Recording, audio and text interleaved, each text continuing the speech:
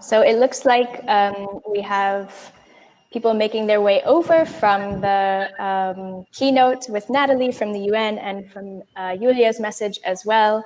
Amrei, I think it looks ready to go. I think we're ready to go, and I will be here, but I will have my mic and maybe at times my video off. So yes, I'm very much looking forward to our conversation. Great. Thank you, Jenny, for organizing this. Thank you very much. Thank you, Jenny. Really getting us to this point. Now we're on our own. Okay, so we will rock this ship now together. So, well, welcome and thank you all for joining us today for this first panel discussion, Cities as Hubs for Innovation, presented by the Futures Project and the BMW Foundation Herbert Quandt. I'm very much looking forward to spend the next 1 hour and 15 minutes together with our international panelists and also our participants. My name is Amrei Andrasch, and I'm partner and learning experience designer at Nouveau Applied Futures, and I have the great pleasure to moderate this discussion with you today. With me is, as you already know and got to know, my lovely co-moderator Jenny Girard from the Futures Project, and she will take care of the technical support and have an eye during the chat, so we can gather all your questions for the Q&A at the end of the session. And in this panel discussion, we will talk about our visions for the futures of cities. We will explore different co-creative and collaborative processes to enable visionary and innovative thinking in urban development. And we will explore the different factors which make cities as fertile ground for innovation. So without further ado, I would like to introduce today's panelists and going in alphabetical order by first initial. So welcome Ana Alvarez, founder and CEO Migration Hub, Berlin. Then Kerstin von Arretin, program manager and lead from RISE Cities program from the BMW Foundation Herbert Quandt in Germany. Then we have with us Robert Brown, senior researcher, head of critical automobility studies lab at the Institute for Advanced Studies in Vienna, in Austria. And from in the morning, 8 a.m., Javier Guyot in Colombia, environmental culture team lead at the Directorate for Citizen Culture in Bogota. And last but, and I have to say, definitely not least, Arthur Wilcox. Nice to have you with us, PhD research at Delft University of Technology and Delft Global Fellow in the Netherlands and South Africa. So welcome all. Thank you all for your time and meaningful inputs. And I would now like to open up a co-creative visionary exchange with all the panelists. And yeah, please make sure that all voices are heard. So we try to keep our answers short and listen to each other and give all panelists the possibility to talk.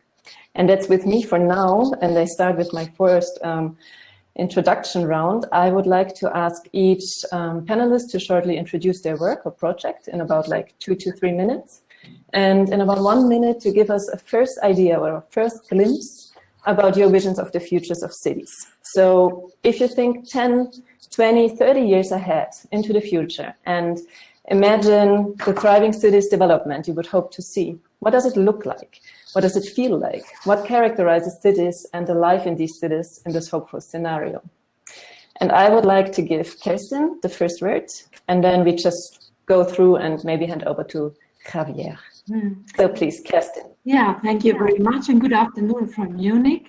And thanks for having me here on that panel. And I'm very grateful to the Futures Project and to the wonderful Julia Stamm, who had made that possible. Yeah, I'm working with the BMW Foundation now since 6 years, and I don't know whether you're very well familiar with the BMW Foundation, maybe with the BMW brand, but we are a charitable and independent foundation, and we are concentrating on responsible leadership. This is our mission. We want to inspire leaders across the world to take over more, to be aware of in their professional as well as their private life, what responsibility they have towards a positive change for the world. So this is our mission, and our framework are the 17 UN goals, SDGs. And I'm leading one of our newest programs, and that's called this is called RISE Cities program.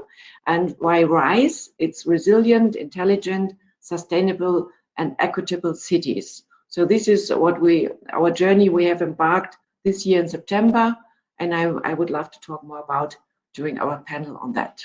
So that's for the moment. You asked for the vision for the future city, right? Okay, now of course I have to add here things. And actually the RISE city expresses this already. So what we think, and this is of course my personal view also, we would love to see the cities in a balance, and the balance is expressed in these 4 metrics. We think that the future cities should be resilient, with respect, for example, to systems like work or education, or services like waste management or energy. So this is really what we need to have a resilient city. But we need also an intelligent city that is striving forward with state-of-the-art technologies, digitalization, AI, and fostering an ecosystem for innovation, for example, for startups, or let's say it that way. And we think it's necessary on the same time to have it in a sustainable way, so that if solutions are implemented, they should follow, they should have a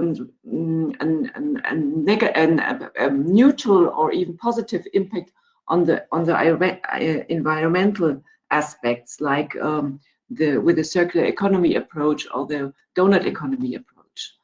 And last but not least, the equitable part is so important. If you are not taking care of inclusion and diversity, you will miss a very important metric for cities. And that's why we try to pool or condense all the concepts that are out there into one, we call it strategic narrative. Yeah, it's RISE. So resilient, intelligent, sustainable, and equitable. That's our future vision for cities. Thank you very much, Kerstin. Thanks for giving us your first future image about the futures of cities. Javier, maybe you want to continue. Yes, thank you so much, Amre. And as Kerstin, I'm very grateful for this space, and congratulations to the Futures Project team for the event and to the first cohort. Again, my name is Javier, and I'm currently working as the Environmental Culture Lead at the Department of the City Government of Bogota at the Mayor's Office, and also as an advisor and participant in a diversity of social innovation projects. Regarding our work at the Department of Culture, we are working on how can we engage citizens to together collectively face the systemic, social, environmental, political challenges that we are facing in the city. And we are doing that in a vision that understands public space and the environment hand in hand. So understanding the city not as being apart from nature, but as being a part of nature. And this is part of what I would say for the vision 10, 20, 30 years into the future. We are living under this narrative in which if you live in the middle of a city, you do not understand yourself as living in nature. And I personally believe that's got to change. Life in cities in the future has to be understood as being immersed in the natural system that we all share, the biosphere, and hence cities need to be planned. They need to be developed. Indeed, they need to be imagined as being integrated bioregions, which have to be interconnected with one another, and that need to be designed not merely to sustain, but actually to regenerate the systems on which they depend. So cities need to contribute to make the conditions that make life and the thriving of life on the surface of Earth possible. And the cities of the future, therefore, are going to be ones in which the boundaries between the urban and the rural are questioned, are replaced by a diversity of relations, And as a consequence of that, the human diversity within cities will also be recognized, protected, and they'll be more fair and more just for everyone living in them. Important points, Javier. Merci. Thank you very much. Who wants to continue? Anna or Afua? Maybe Anna? Okay. Afua, go for it. Oh, okay. All right. I'll go for it then. Okay, my name is Afua Wilcox. I'm originally an architect in South Africa, and I have done kind of extensive work on low-cost housing in South Africa, particularly looking at Johannesburg as a city. I have then kind of continued my career as a PhD researcher at TU Delft. It is a partnership between the National Research Fund of South Africa and TU Delft, or Delft University of Technology in the Netherlands. So it's really speaking about the partnership. And I guess the opportunity there is to kind of look at an international sphere of what's happening in terms of low-cost housing internationally, but also kind of focus my research on what is the context of Johannesburg. And more so looking at the kind of relationship between design, governance, and community participation. So that is my absolute interest when it comes to kind of looking at this conference and really getting in touch with kind of, and I think Natalie spoke about it just now in the session before this, really kind of connecting to what the residents of these cities actually want. Because I feel like in the context of South Africa and sub-Saharan Africa at large, that's something that has really become a kind of a second nature. So that is really my passion. And I'm really, really excited to be part of this panel and meet everyone. Really looking forward to the rest of the session. Thank you. Thank you, Afua. Thanks very much. Nice to have you with us. Anna. So, well, my pleasure to share this panel with all of you. I know that these are very strange times where we're doing these panels online. I think it's the first time for all of us this year that we've done this, but I think it shouldn't be the opportunity actually to reflect in the future and how also we see the future and how we want to collaborate and continue working together. I also would like to congratulate Julia and the rest of the team, Jenny and everybody else who made this happen. Many of us, nonprofits and organizations or social enterprises, know how hard it is to bring people together, particularly when we start with something kind of new, to pull everything together, to get everybody's attentions and credibility. That actually is a lot of work, and I really want to acknowledge it because I know how it takes. Well, my name is Anna, and I'm originally from Costa Rica, who arrived to live to Germany, particularly in Berlin in 2015, right in the moment when Germany was welcoming a lot of asylum seekers, particularly from Syria. My background is in human rights and communications, and I worked more than 13 years before coming here back home in Costa Rica. So I was not necessarily unfamiliar with the situation that Germany was going through. And this is where I took an initial project of building a hub for migrants into initially a network of support for organizations. So Migration Hub, it's not only based in Berlin, it's actually a European social enterprise, which functions as a brand, and we worked building other hubs in other cities. And also we also help other clients and other groups of or people and organizations to also understand more the hub of migration and also how to implement it in themselves. So that's the work that we've done in the last almost 5 years, I would say. We've brought a lot of people together. Obviously, we started in Berlin. One of our major accomplishments was that in the first 2.5 years, we did, I don't know, like 160-something events for more than 5,000 people only in Berlin live, when we used to have the chance to meet. And actually that helped us a lot to understand. We brought a lot of people together from all over the world. Imagine me, myself, being a migrant and traveling the world now, being invited to speak about this. This is exactly where I started to see how diversity can really make a huge difference, and how can we work in collaboration to build cities and include innovation into the conversation. So I'm glad to be included and happy to share with all of you this afternoon. Thank you. Can you give us a small word about the vision Oh yeah, that's true. The Of the vision. future. Well, I mean, I work in the field of migration. So what am I going to wish for the future? I wish that, look at us. We come from different backgrounds, different walks of lives. We all speak different languages, and I wish to see future cities where languages are not a barrier anymore, where we can speak with our own accents, and we are not going to be undermined because where we come from or how we look like or the color of our skin. And I hope that in the future, and this is basically my work and a new enterprise that I just created, which is not going to see the light until next year, it's basically to give opportunities to migrants, because we deserve this as well. We're part of a society. We're part of that city that we want to see in the future. Thank you. Highly support this future mission. Thanks a lot. Robert, now up to you.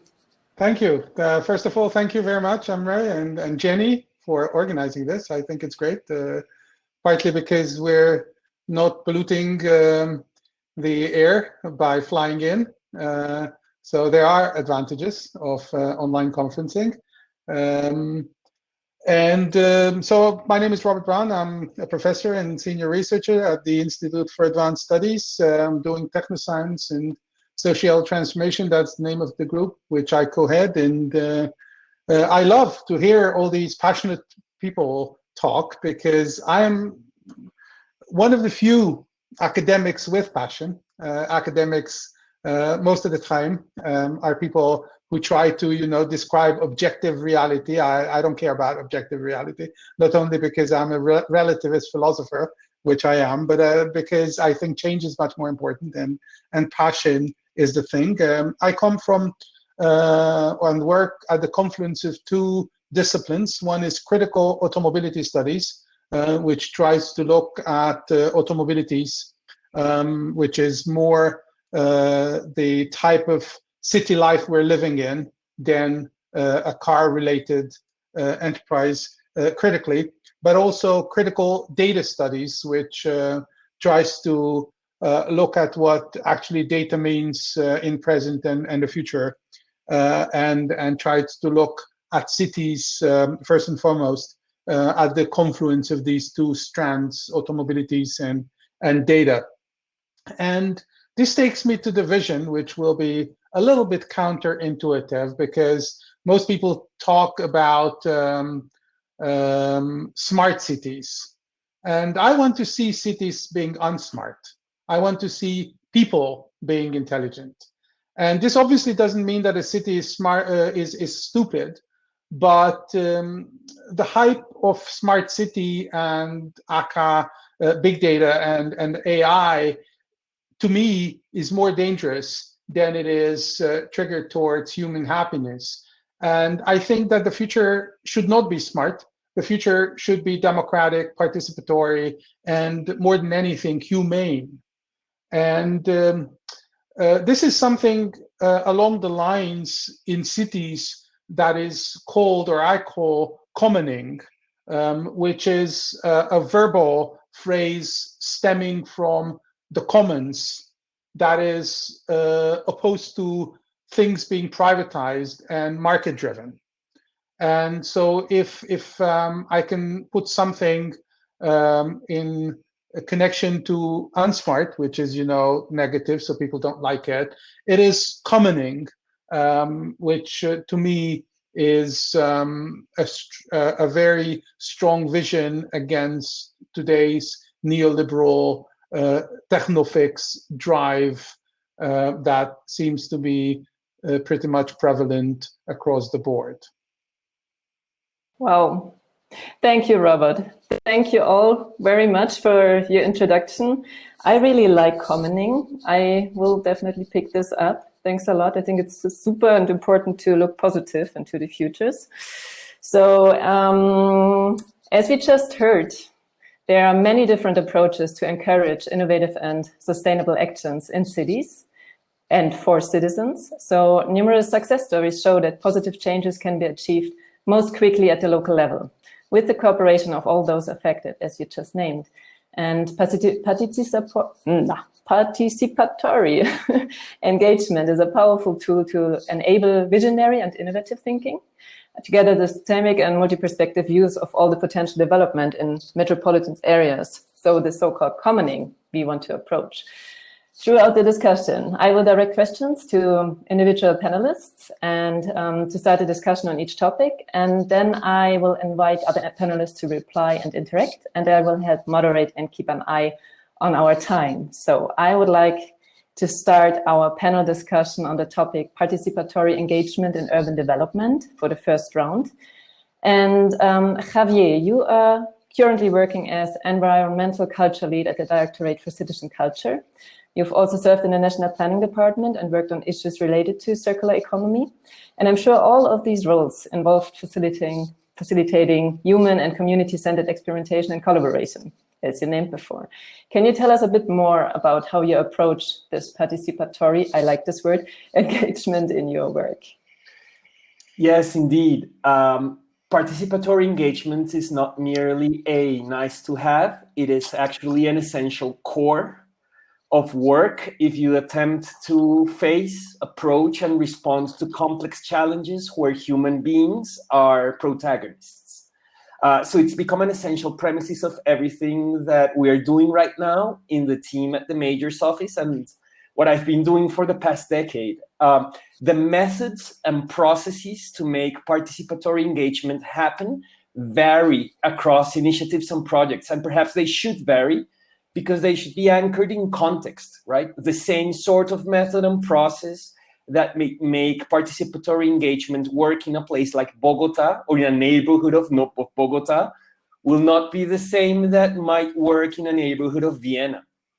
That is something that we need to try out and understand. But I do think that we can underline some principles, regardless of the differences between particular methods. Principles for participatory engagement. First, that people should be engaged throughout the entire project. So not merely at some sort of like pre-implementation design phase, but already when exploring and understanding what the problem is about. Then for making change happen. I really resonated with your emphasis on change, Robert, and the evaluation of whether change is actually happening also needs participatory engagement. So it's people themselves that need to evaluate whether change is happening and to learn as a result. And also openness and inclusion are principles that need to be like permanent guiding stars. I really believe that you are not like open and fully inclusive from T0. You actually need to learn in each context how to be better with each step at being more open, more inclusive, and learning how to do it on the way. So we're currently testing these principles with an environmental culture strategy for the city of Bogota. So we are engaging with local creative agents, artists, citizens at large, the local informal waste pickers, to understand the complexities of the problems of waste in our city and to collectively devise a portfolio of experimental responses to transform how the system of waste operates in our city and the region. So that's probably more details about it in the future, but I'm eager to hear what the other panelists have to say about participation. Just to close, it's much easier said than done. So I see these discourses about co-creation, participation, engagement all the time, and then you realize it's much more difficult in practice, right? So I think we need to be humble and understand that I agree. It happens less from what we dream about it happening. It's more complicated as we are all individuals. That's the reason why. Yeah. So thank you, Javier. I like that it is a must to make participatory engagement. Kerstin, can I hand over to you, and can you tell us a bit about your approach, or let's better say approaches, also referring to your planned local RISE Cities labs?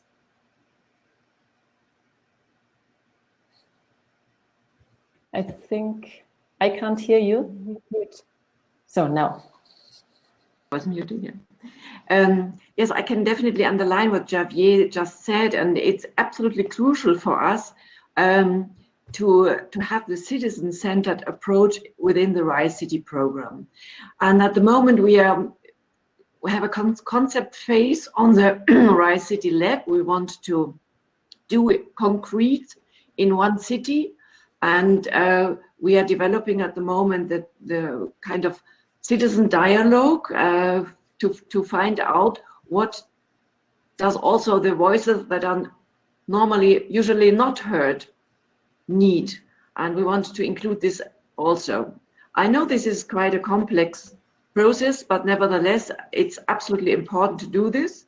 And after this, we will continue to combine this, let's say, bottom-up process with a top-down process. So we want to bring that together with the governance, the bureaucracy in the city, in that concrete city, and to develop together the solutions. And we even want to accompany the implementation of this.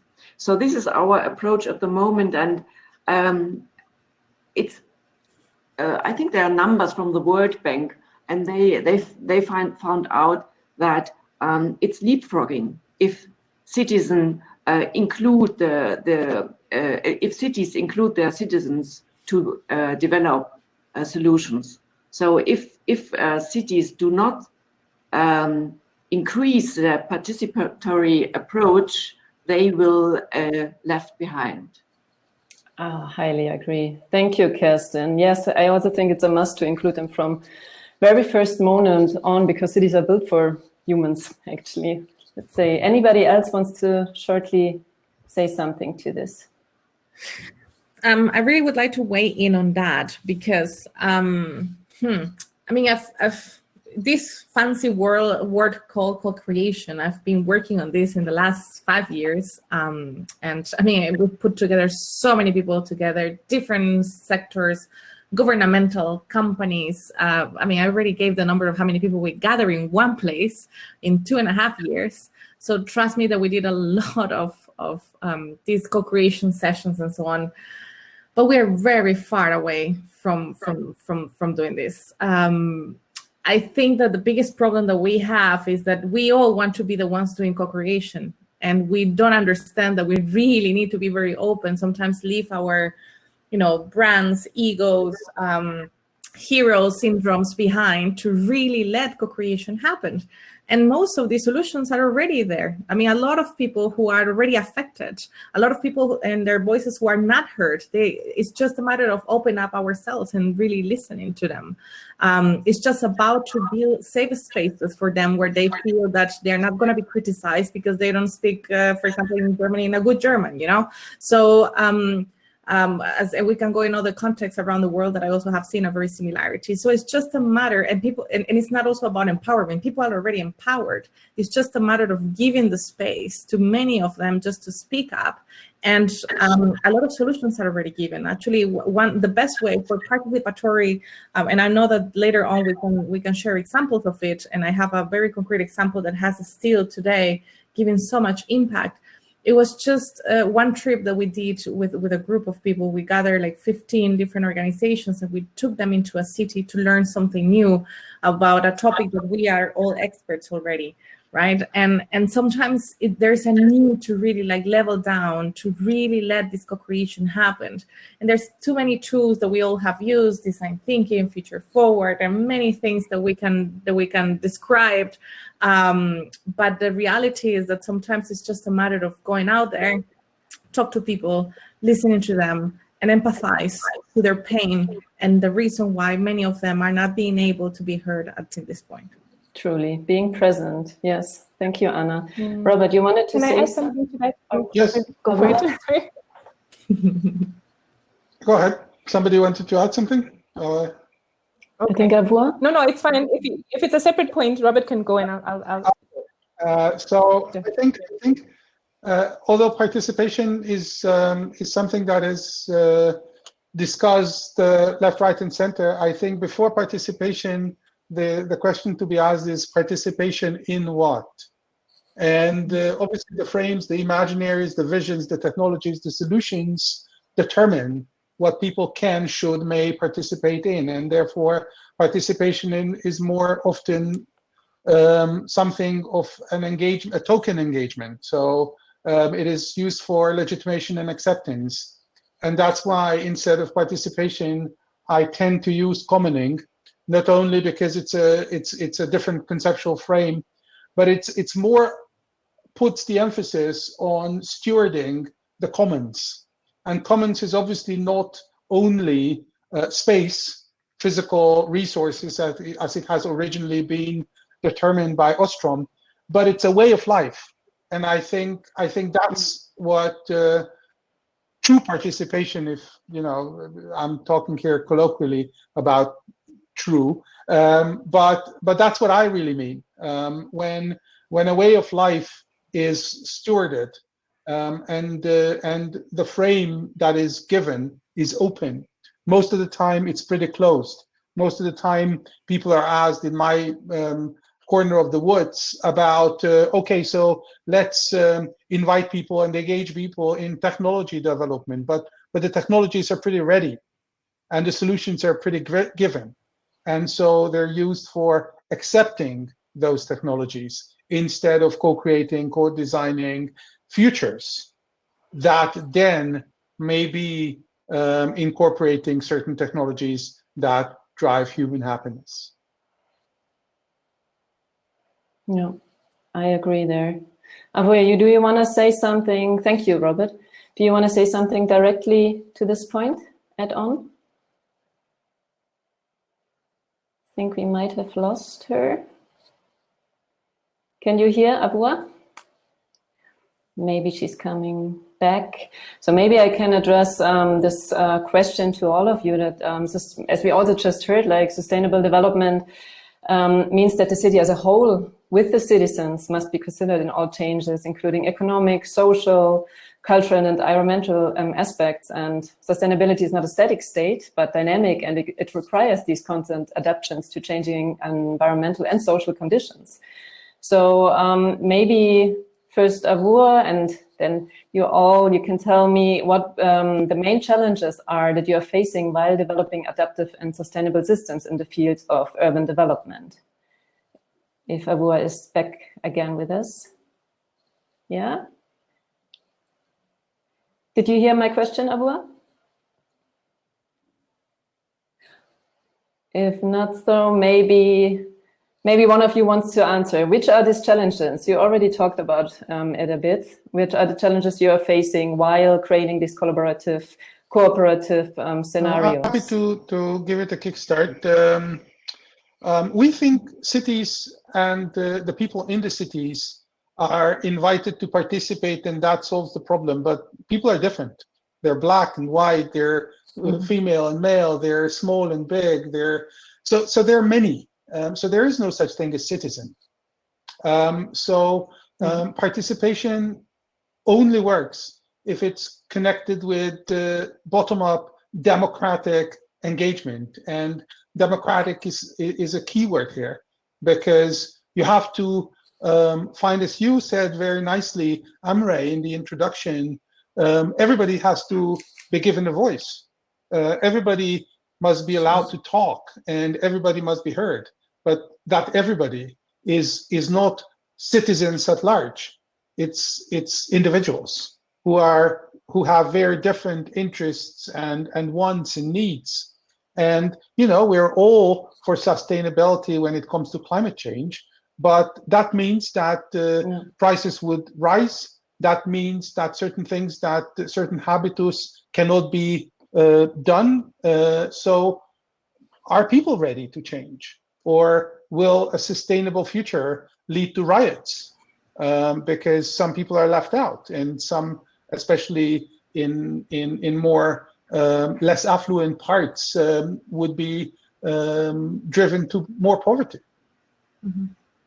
I would like to then follow on my answer with what Professor Brown is saying. I think the biggest challenge that we have right now, and what I've seen, especially working in the last years, is I think there is a resistance to the change. I mean, I think even, a lot of experts and a lot of people working in innovation, they come together because they want to lead us to that change. But I'm not sure if we are really prepared to that change. And this is something that we have to reflect on this and ask this to ourselves, especially us, the ones who are in this field and constantly promoting this change of behaviors.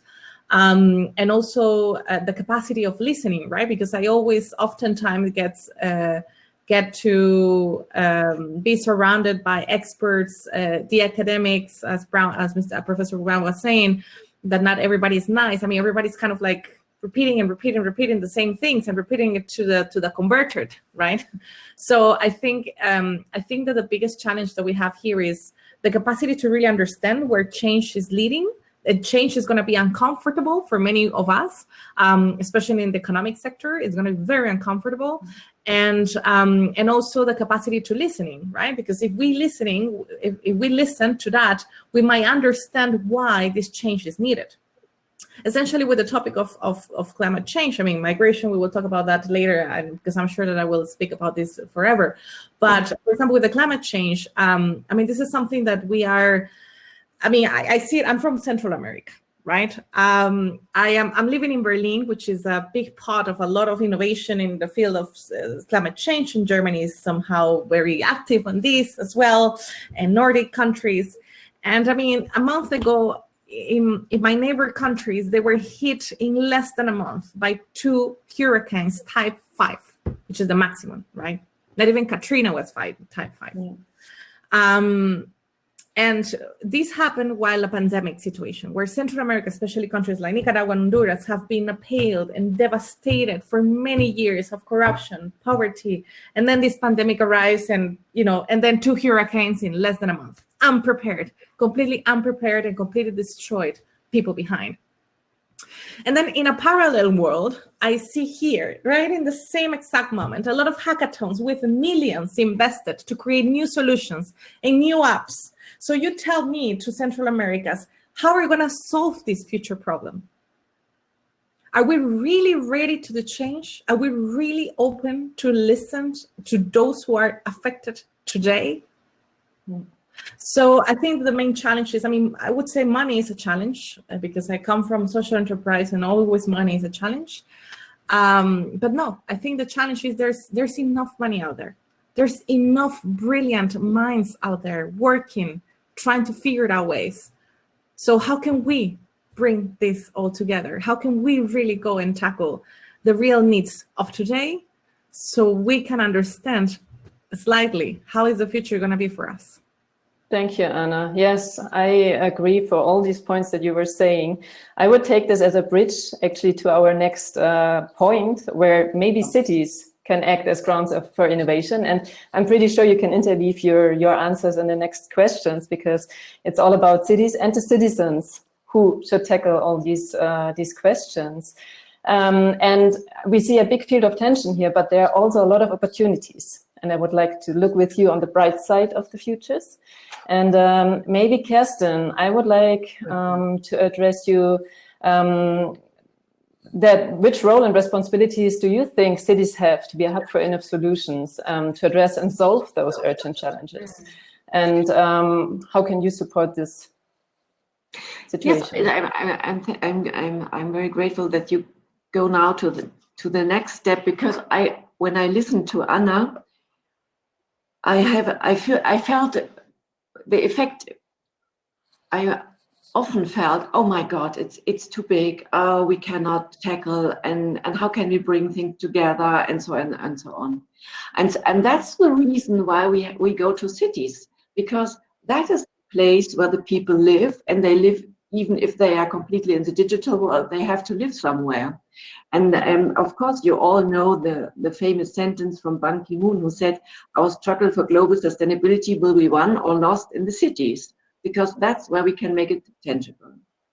And yes, I think the cities have a big responsibility for that reason. Yeah, here we can make things tangible. Here we can really go to the change, who there is where we can listen to the people and can really tackle it there. I think the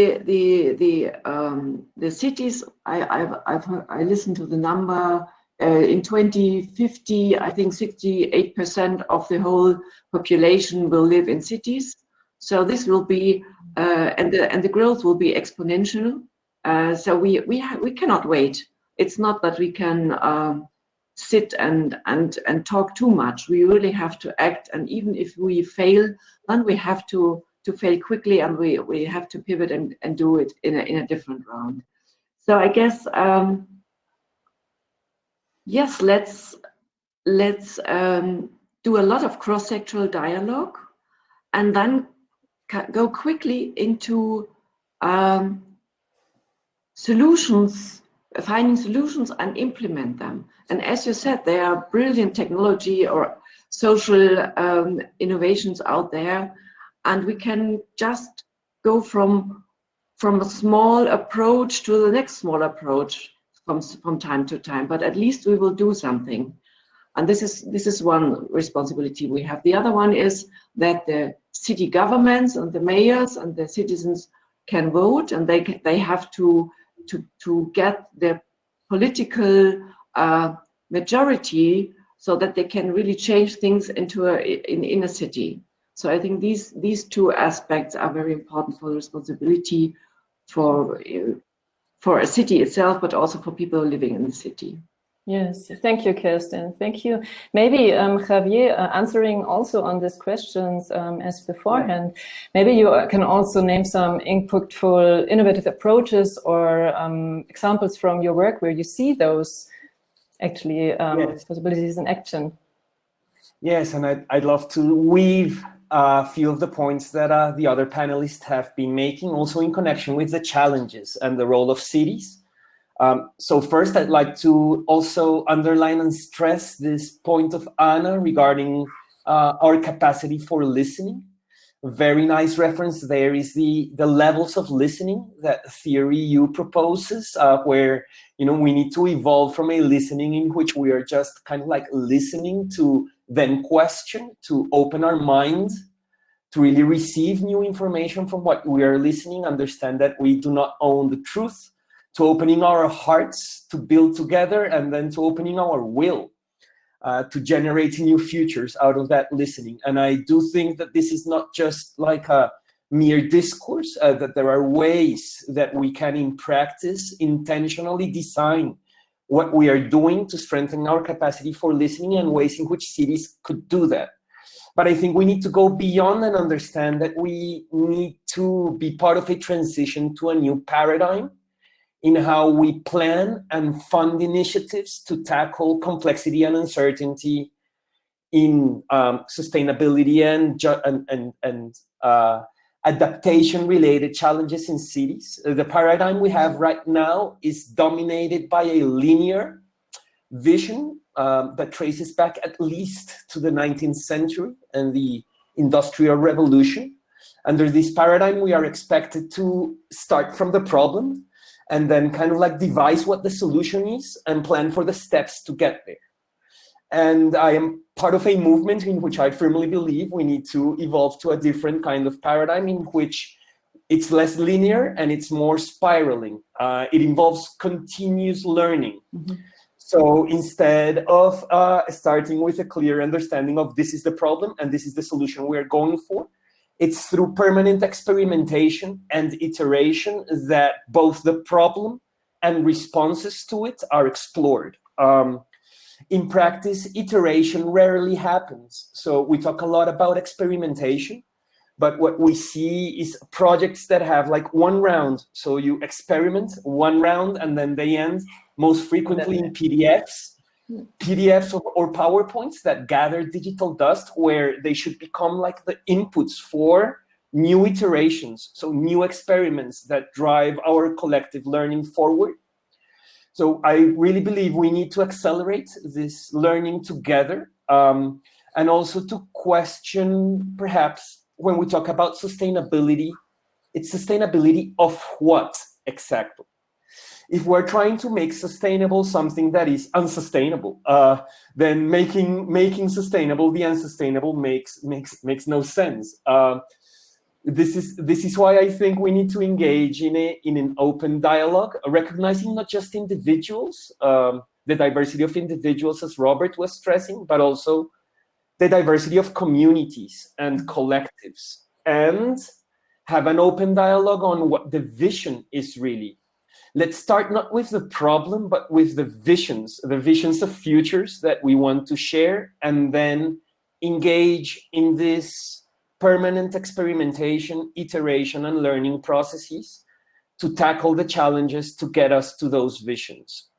There have been examples of this going on in many scales. Latin America is now it's like a pot for social experimentation, learning at both the rural and urban areas, and how the boundaries between them are getting diffused. But I'd like to highlight just one recent example from Mexico City. There was the lab from Mexico City in the previous administration of the cities, and there they engaged citizens in a diversity of initiatives to transform dimensions of the city with experimental approaches, including a collective drafting of the city constitution and a mapping of the public transit routes of the cities. And it's also an example to learn from because it ended. So it was an initiative from the mayor's office. The mayor was changed, and then the lab just ceased to be. And there's a question of how the initiatives that the lab put on the face of the city have become alive by the individuals and the collectives that were involved in them, that have kept pushing forward regardless of the formal existence of this unit, right? So I think there's a lot to think about that too. So how do we think beyond organizations and process their life cycles so that what they do lives on even when the organization dies? True, thank you. I would, time is so running when we are in interesting discussions. So I would love to go on actually with a further question, and you can still intervene and also in the Q&A your answers. Well, 80% of those surveyed in the UN report, to bring this connection back into the discussion, believe that international cooperation is vital to deal with today's challenges. And the majority of respondents believe that the COVID-19, this pandemic crisis, has made an international cooperation even more urgent. So it's not just cooperation between people, but it's like international city-wide cooperation. Maybe Anna and Robert, what advice would you give to decision makers to foster innovation and to create an ongoing futures-oriented dialogue within cities and between cities in general? Could you give each a short answer to this question? Robert, please go ahead, because I spoke of it recently. Well, I'm not in the advice-giving business. I am. I'm a less visionary than Javier, although I agree with much of what he has said. As you know, I'm just a humble academic trying to understand the world around us.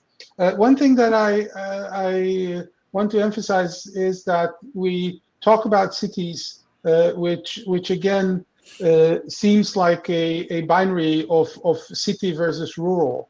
But I tend to talk about high-density urban sprawls, which is where actually people live. It's not cities where people live. People live in high-density urban sprawls spread out across huge parts of this place. And as Javier said, this paradigm also involves unifying these places. When we talk about cities, we think that this is a unit, but it's not a unit. And when I said the future of these urban sprawls should be unsmart, I think that one of the dangers in smart city and big data and AI initiatives is that it takes the control out from both the citizens and their groups, but also from the individualizing elements that we are all different while we are also pretty similar. And data makes the similarities stronger. and decision-making authority more often than not is handed over to authorities and systems that will take decisions on our behalf. So when I said humane and when I said commoning, basically I would like to see keep decisions with the people and keep decisions at the lowest level possible, lowest meaning where things are really happening and where things matter. And I think this is the biggest challenge. So together with globalization and together with the call, as you said, and the UN says, for international collaboration, we have to think of local in the global. We have to think where people do live and who these people are and what matters for them, because it's not similar what matters to someone, even in a COVID crisis, in India or in Vienna. And I think those are pretty different challenges. Thank you, Robert. Totally agree. Professor Brown, I mean, join me in a consulting. Why not? I'm happy to join. I want to join Javier because he's part of a movement of change. I am happy to join him, and Anna, absolutely. So just I'll send an email, and I'm happy to join.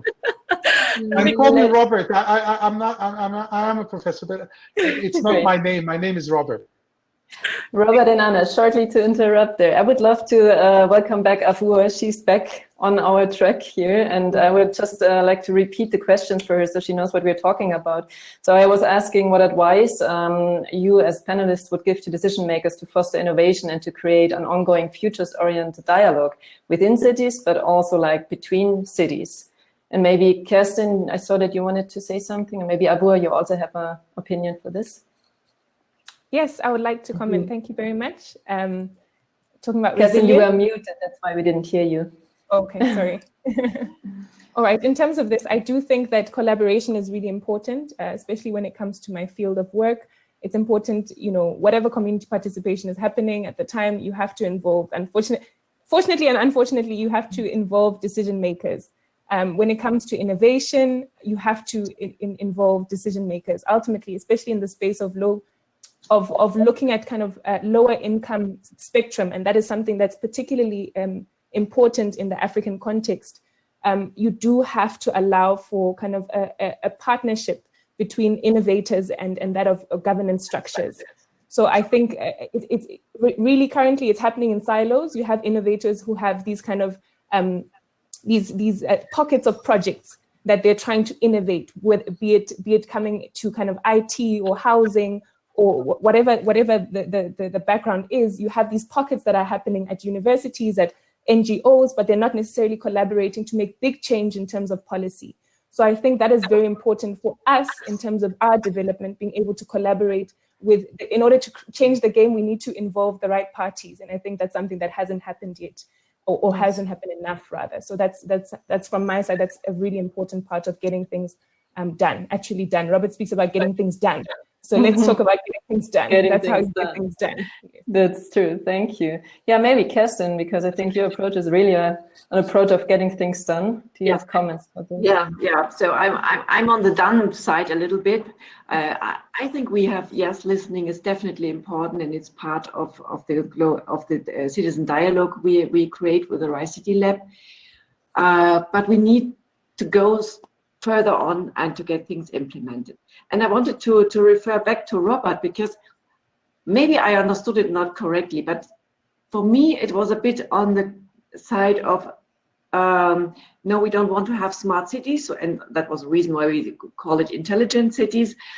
That includes that the technology can offer creative solutions, but it always should remain at the service of the citizens. So this is important. And the digitalization gives a lot of possibilities for the citizens, for on one hand to get their input, but also for them to get access, and equitable access to on decision making and so on. So this is what I wanted to point out.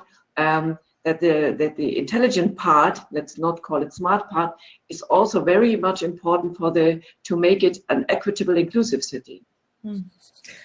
I just would like to add to this, Amber, because I think what you're saying is really, really important. I mean, listen, there is a difference between all what is being said and how to give this opportunity to cities to be smart. But I think it's also really connected with the whole leadership topic and question that you were making. I mean, when I have clients and I have projects that comes to me, especially when it comes to like social innovation and stuff, I mean, the first thing that I tell people, especially leaders, is, I mean, we entrepreneurs are more, let's say, not resilient towards that, but let's say we're more, it's very common for us to deal with failure all the times, right? But especially leaders, and especially when it comes to governmental institutions or people who are in charge of projects, I mean, having the understanding of failing, it's something that it's really rare and it's not common.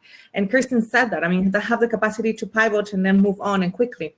But somehow we always learn this because there's also money involved and there's resources involved. So I have two examples on that and what happens, and we have to be okay with that, especially when it comes to changing the smart city. So once I had a project, a client from the Council of Europe that we call Diversity Cities. And I mean, they actually selected 25 different accelerators to come to visit me here in the hub and to basically, you know, like learn from each other and so on. Interestingly, after a session that I coordinated and I invited the people that they were talking about, in this case, migrants, because I don't want to talk about migrants when they are not present, especially the ones that have a refugee status. Essentially, the whole initial idea why I was hired as a consultant to kind of like validate their project, it failed completely because at the end, the users identified, and I'm not going to get into which topic was it, but the users identified that was not needed. And that should be okay. And at the end, the project, it didn't happen, but at the end, new ideas came up. At the end, it didn't happen because obviously the budget and the resources were given towards this particular topic. But the important thing is to allow the users in the cities to understand and to let those in leadership positions or creating new projects that sometimes those ideas are not feasible. So as leaders, because leaders I always understand as these individuals who have the capacity to hold a vision and not only to make things happen, because for that, those are managers, but to actually make sure that we go towards a direction and take the responsibility, whatever the outcome is. So interestingly, the leaders, if there's an advice to them, is we need to be open, and that's also why I was sharing about the listening. And it's just not about listening and doing nothing. It's about understanding that being part of this process is also being open to the fact that perhaps these ideas that were preconception might not happen. And sometimes it's about what we listen to the ground and to the wants of the users, what is the best for them. And the same thing is happening today, actually, with the whole thing about the climate change. I was reached out recently by the Red Cross in Central America to work together, essentially because obviously all these people affected in these countries are going to become migrants very soon. So I think that's a really good example of leadership of an institution already thinking further about what are the effects that this situation that is happening after the hurricanes and pandemic in these countries are going to experiment in the months to come, right? And also the ability from their side. I mean, initially, the first thing I said is, okay, I can give you tons of ideas, but the most important thing is we need to talk to those who already lost everything and those who already are in the situation, how they want to be helped and how they're thinking in the future, and we will take it from there. So I think that's the best example and the best way how we can empower cities to be intelligent and to essentially leaders to be more open up to whatever outcome it is. That sometimes is not the most wanted one. Thank you, Anna. Highly agree. I think you all 5 are highly interesting, inspiring leaders to start those initiatives. So thank you for all this input. I would like, as we have 15 minutes to go, open up the conversations to our participants, because we got some questions in the chat. And maybe Jenny, I don't know if you are here with us, or I just scroll through the questions. I am here. Can you hear me still? Yeah. Okay. Now you see all that I've moved. I'm chasing the Wi-Fi connection. So I have been making some notes of questions, and one of them is a general question that is sort of regarding connecting with individual panelists about work. And this is something for all participants to know, that on the Hopin platform, there's a people function where you can message and interact with each other. So I invite you to make use of that to the extent that you would like to. And then we had a question from Tammy, who also volunteers with the Futures Project. And Tammy is asking, how can we use innovation and technology to reach the most disenfranchised people and bring them into the discussion? Thank you, Jenny. And it's up to whoever wants to answer, and give each other all the last minutes to speak up. Can I add something? Who wants to say? Thank you. Sorry, it also allows me to bring in one of the questions earlier. One of the challenges, particularly in the context of sub-Saharan Africa, is community participation doesn't just speak about allowing people the opportunity to speak. It also allows people the opportunity to be educated about what systems are available for them. So I think first and foremost, when you come to speaking about disenfranchised, you speak about access to information. There might be already systems in place or programs in place that people don't have the insight on. So first and foremost, there's that kind of access to information. And thereafter, the conversation can be created. So I think in terms of looking at that particular sphere of the people that you're working with, that is the first and foremost thing that I have been working on in the projects that I have been looking at. And I think once that happens, then you can allow people to connect to the conversation. So it's just a step before that we need to take into consideration. Great, thank you. Yeah. Javier, you wanted to say something. Yes, I would complement what Afua just said by highlighting how technology is not necessarily digital mobile technology. So technology means tools, and the sort of tools that you could explore to effectively engage with populations that are vulnerable or that are disenfranchised in different senses of that word are not necessarily the technology that we associate with the digital mobile era. There are a diversity of technologies. Some of them are social technologies that these communities already have.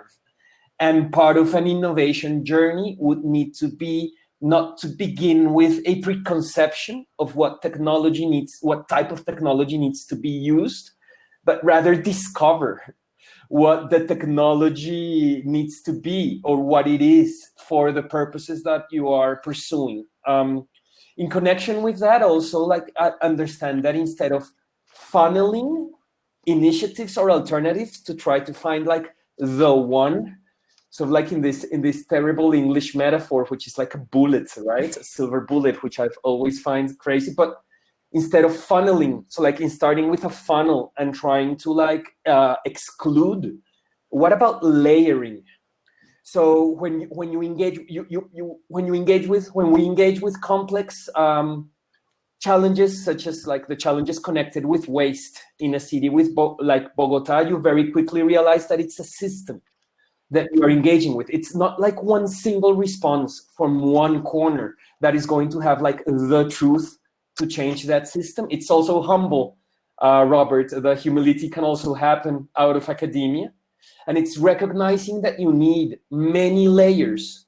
So many different responses from many different corners that in their diversity, so kind of like engage with the system in different corners. And those layers should be understood and built with and evaluated with the people that make them happen. So if I would like close the intervention with that is, look, maybe we are like obsessed with solutions. Like, oh, this is one solution to this very complex problem. And I prefer talking about responses and like layered responses. Because the complexity we face in the social, environmental challenges we are tackling requires that for change actually to happen. Super. Yeah, that's also why it's not one future, but it's futures. So more layers and more opportunities. Maybe Kirsten or Anna, you want to shortly, so we have time for one more question, answer to this.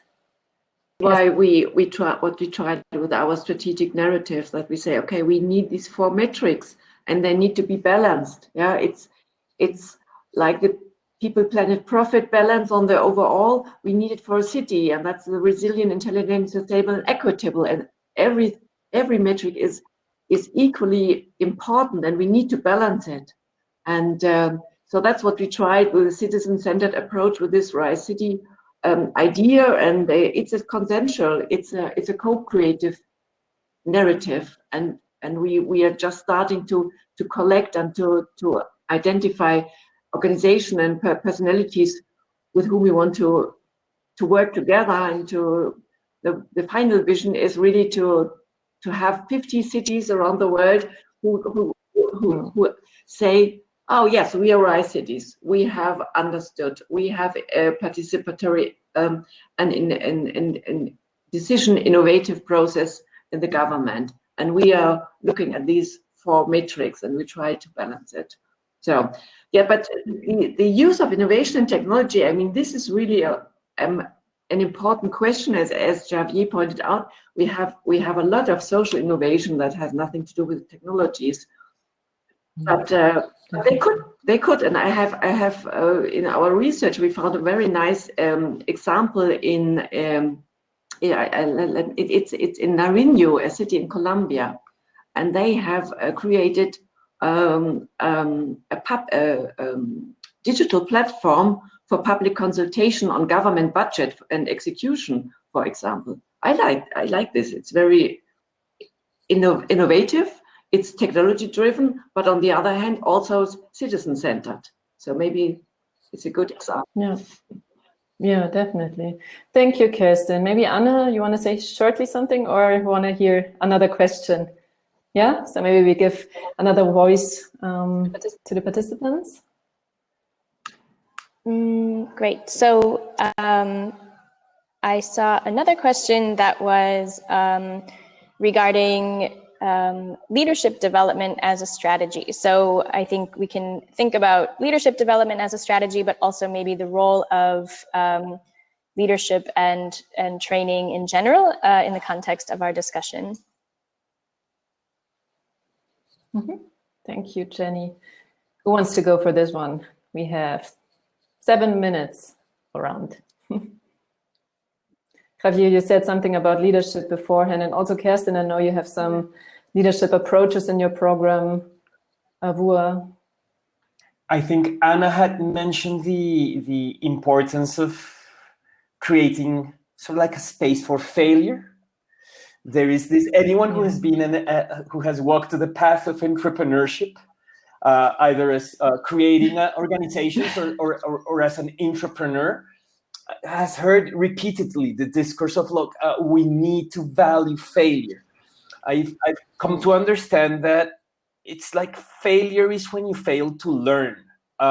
So regardless of whether the results of a project or initiative are as expected or not, it shouldn't be classified as failure if out of that experiment comes learning. And I think that from the leadership positions, a lot of what needs to be done is to open the space for failure to happen if what comes out of failure is learning. To kind of like substitute what is valued from the results sphere to the learning sphere. Mm-hmm. And if we accelerate those learning processes, then the higher the probability that we are achieving better responses to the complex problems that we're facing. So how does that look like? Well, it depends on context. But I do think it's a principle that leaders and aspiring leaders everywhere should have, which should be to like embrace failure, recognize it, concede it, right?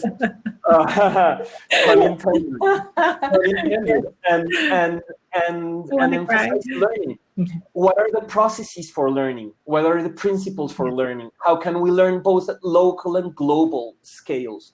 So I've heard a lot of like, oh no, we will not like hear people in Vienna or in Helsinki have been learning, and here in Bogota, it's an entirely different context where we will not hear this at all. I think we need to be like locally anchored, but engaged in the global discourse. And this is part of what we need to do to get there, is to understand that failure happens everywhere. And that it's through also looking at failure and not only at success that we can drive our initiatives forward. Totally. Thank you, Javier. Yeah, absolutely. Anna, you Oh, want to say yes, for something? sure. And this one, I want to address it to all the social innovators and the ones who apply to, at the end, the future projects cohort, because I mean, we're all here together because of them. And as a social innovator, one who started my own social enterprise 5 years ago in a country that I didn't know, with a completely different language. I mean, failure is part of our everyday. And sometimes, especially us, the ones who are called the social innovators or the social entrepreneurs, which mostly are the main actors sometimes in driving changes in our cities. And I really liked and I really echoed what one of the keynote speakers said previous this session about the United Nations acknowledging that they are not the actors anymore. It's us, the ones in the ground, the social innovators, the social entrepreneurs, building new ideas, together with a collaboration of companies, programs, governmental institutions, and so on.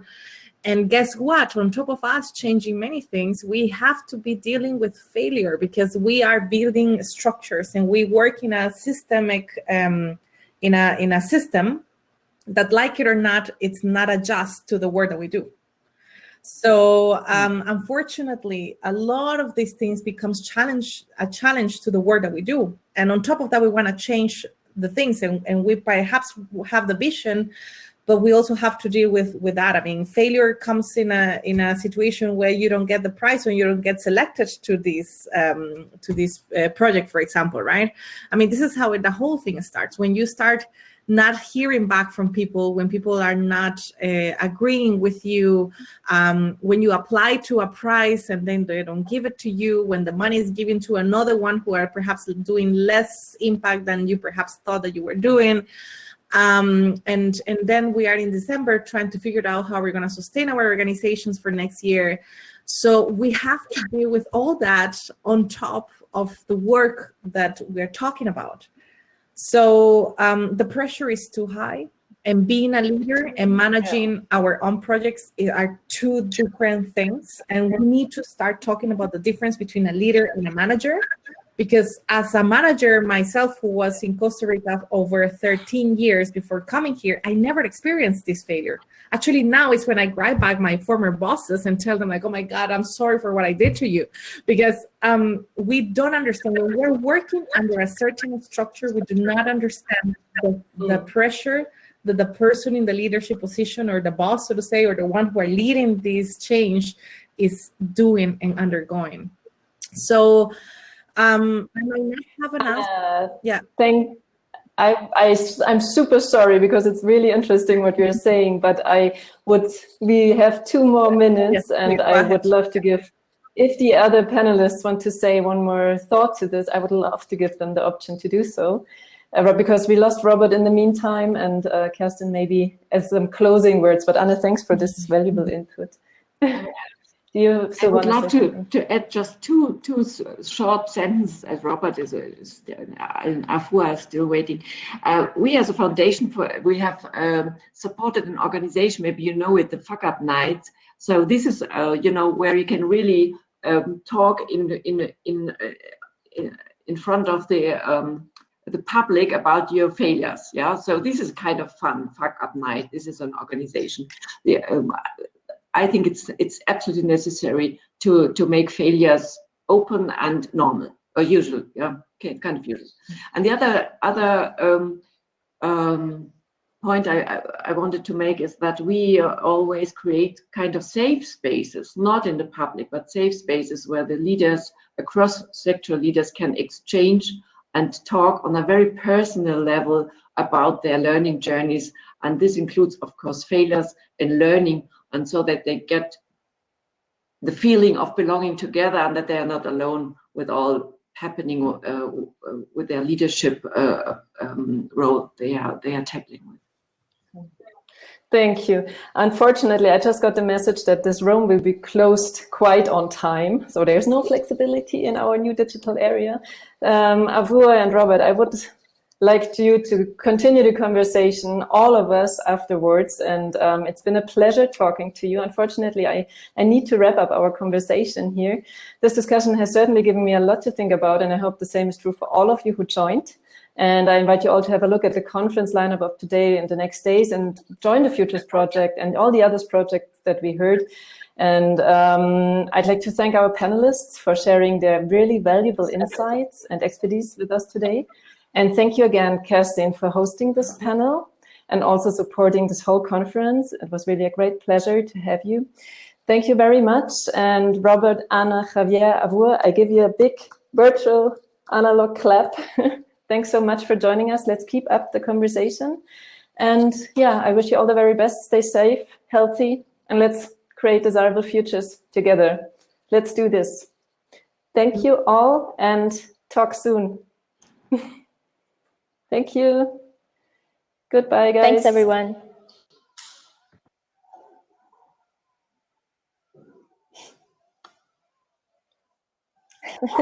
I think we still haven't. So we audience, still have some. We still have some participants, but it's like and we're still here, so we're not. Maybe I was wrong about this. We learned, but I will quickly tell everyone that we will wrap up here. Thank you so much for joining. Thank you, Amrei, for your wonderful moderation. And as Amrei mentioned, please take a look at the schedule for today. We have a keynote address happening later on, and you can also meet the first group of innovators for the future today, which will be wonderful. So thank you. Please connect with each other in the chat and use the people function to reach out to one another. Thanks, everyone.